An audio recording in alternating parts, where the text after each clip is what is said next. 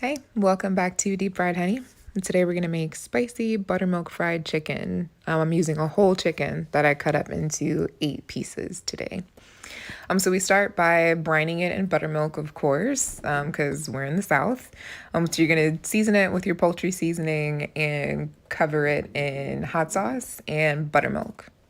Stir that all up and let it combine and sit, and then cover it and put it into the fridge. At least a couple of hours, at least an hour, I should say, but no more than 12, or else your buttermilk will really over tenderize your chicken, and that is a thing. So once it's done, you want to remove it from the buttermilk, put it on a wire rack, and pat the skin dry.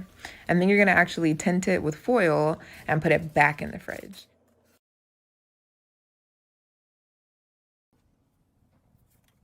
So now we're gonna make our flour dredge. It'll be all-purpose flour, baking soda, and cornstarch as usual. And then you are going to season it to taste. Season it very liberally, but season it with what you want. I'll put a recipe in the description box, but it's like Auntie Fee says, the people can do what the people want to do. Then you're gonna make your egg wash using eggs, buttermilk, hot sauce, and poultry seasoning from the same stuff that you used to brine it with. You'll see that I am using Texas Pete, and that's because I'm from Eastern North Carolina, and that is our hot sauce. So I used hot sauce, Texas Pete hot sauce in the buttermilk brine and in the egg wash, and I used Texas Pete dust seasoning amongst others in the flour dredge, and that's why you see the orange color. But as far as preparing or doing this part here, you want to make sure that you lightly coat it in flour first, dip it in your egg wash, and then put it back in the flour. And on that second time, you want to kind of press to adhere. Really make sure that you get a good quality coating on the outside of that chicken.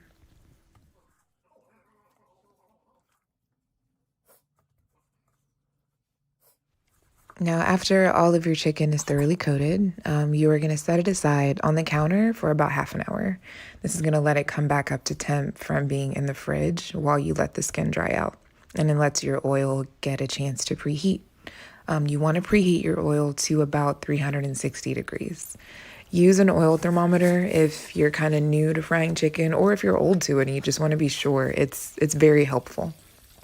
You want to make sure that you maintain a temperature of around 315 degrees while you're frying. This really helps to make sure that the inside gets done before the outside does. Also, a meat thermometer really helps here, especially when you have different pieces of chicken that, some are huge, some are small. It can be really hard to know. And no matter what anyone tells you, I personally think that it's impossible to know by looking at chicken whether it's done. It's not foolproof to me. Between batches, you want to make sure that you skim the crunchy craggies out so they don't burn, and also take the time to bring the oil back to 360 degrees before you put in anything else. Also, be way more careful when you're putting in your chicken, and don't let your oil splash like I do. After it's all cooked, that's it. I guess there's not really anything else to say. You're done. Just drain it. Don't drain it on paper towels, though. You know how I feel about that. Put it on a wire rack. And then you're done. And voila, you've got beautiful, lovely, spicy, delicious fried chicken. So there you go. Thank you for watching. I hope you have a good day.